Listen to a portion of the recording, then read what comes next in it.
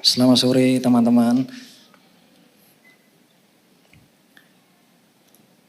Kita akan bicara tentang sebuah lifestyle atau gaya hidup. Saat kita menjadi orang percaya, maka orang itu nggak akan tanya agamamu apa.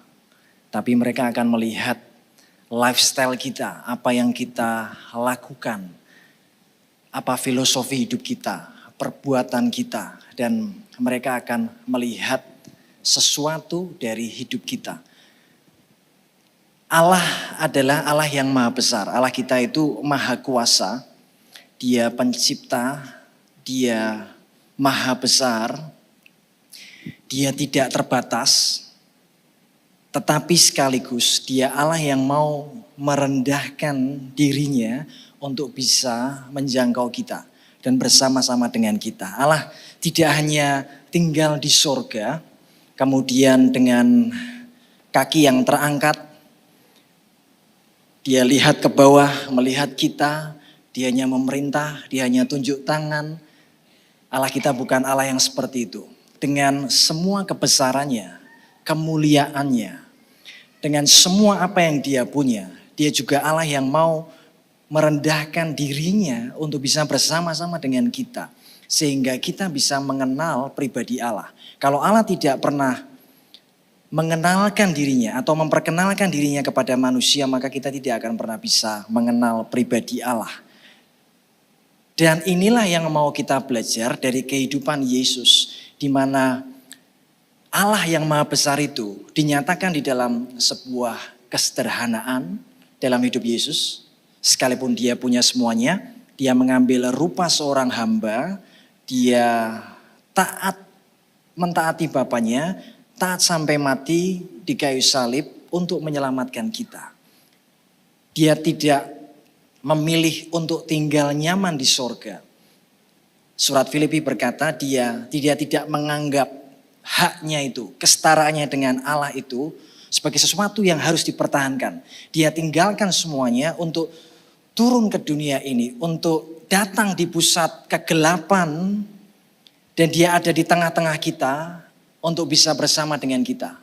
Kesederhanaannya, ketulusannya, kemurniannya, itu yang bisa menyentuh kita. Kasihnya dan cintanya dalam kesederhanaan itu. Dan waktu kita tinggal di dunia yang sekarang, kita tinggal di era sosial, di sosial media, di mana-mana kita bisa lihat kehidupan berbagai macam orang dan kita bisa melihat bahwa ada sebuah sense atau kebiasaan atau lifestyle dari spirit dunia ini, salah satunya yaitu flexing. Atau memamerkan sesuatu dari yang dia punya, karena sekarang udah ada toolsnya, sarananya yaitu sosial media. Dunia punya kebiasaan untuk flexing, untuk memamerkan sesuatu, untuk bisa dilihat oleh orang, untuk mendapat pengakuan, untuk mendapatkan validasi dari orang lain. Dan kita sebagai orang percaya, sadar tidak sadar, kadang-kadang kita mengikuti cara itu sehingga kita punya keinginan untuk memperlihatkan sesuatu dari hidup kita. Ada yang kurang ketika kita tidak memamerkan sesuatu dari hidup kita, entah apapun yang kita punya, terutama yang berkaitan dengan hal-hal yang bersifat materi. Tapi kita akan belajar hari ini. Next slide. Teman-teman kalau baca ada sebuah buku yang bagus, saya rekomendasikan buku ini. Kalau teman-teman suka baca, bukan buku rohani, ini buku sekuler.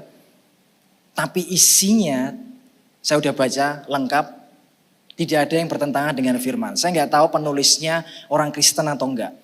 Tapi isinya berdasarkan riset. Namanya Morgan Housel.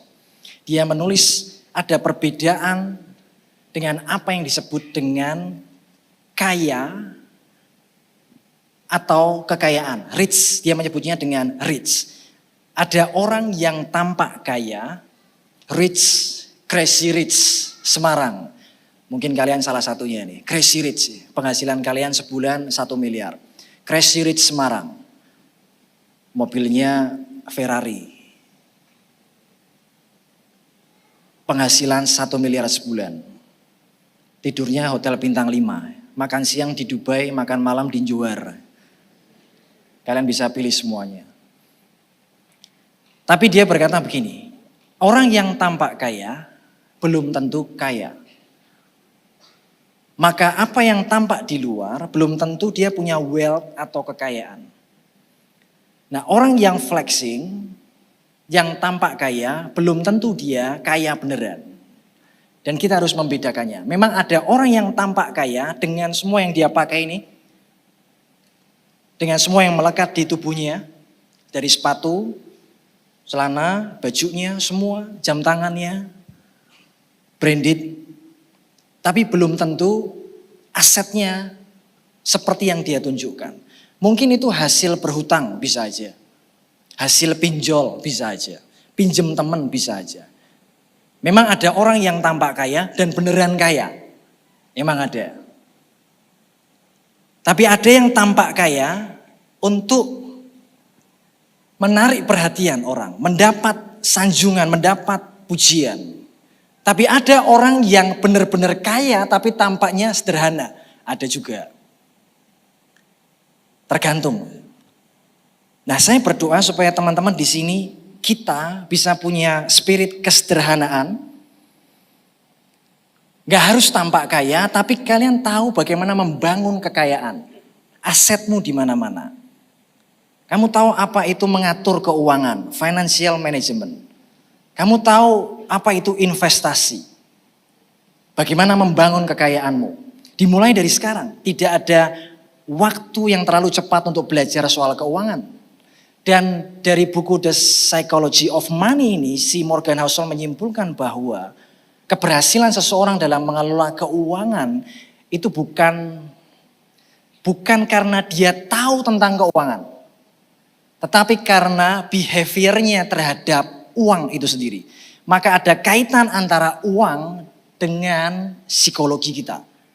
Bahkan Yesus berkata, kamu tidak bisa menyembah Mamon atau menyembah aku. Yesus sendiri berkata begitu. Dalam hal rohani, hal jasmani ternyata bicara yang sama tentang uang. Teman-teman harus tahu bagaimana cara uang itu bekerja. Apa itu kekayaan. Kalau kita kejar kekayaan atau kejar uang, maka tiba-tiba dia bisa terbang, kata kitab Amsal. Dia bisa lari. Uang akan datang kepada siapa pemiliknya. Dia tahu siapa tuannya. Nah, maka teman-teman yang wanita, kalian harus cukup peka ketika ada seorang pria mendekati dirimu. Apakah kekayaannya benar-benar kaya atau hanya sewaan atau pinjaman atau karena dia sedikit memaksa hanya demi mendapatkan kamu, dia punya sesuatu. Tapi perhatikan berapa sih income-nya, apa asetnya, itu yang jauh lebih penting. Bagaimana cara dia spend the money, itu sangat penting. Yang cowok juga sama, kamu cari cewek, lihat bagaimana cewekmu itu spend the money. Uangnya berapa buat beli apa. Awal bulan berapa, akhir bulan tinggal berapa. Karena itu mempengaruhi kualitas kerohanian kita. Kualitas kerohanian kita bisa dilihat dari cara kita mengelola keuangan.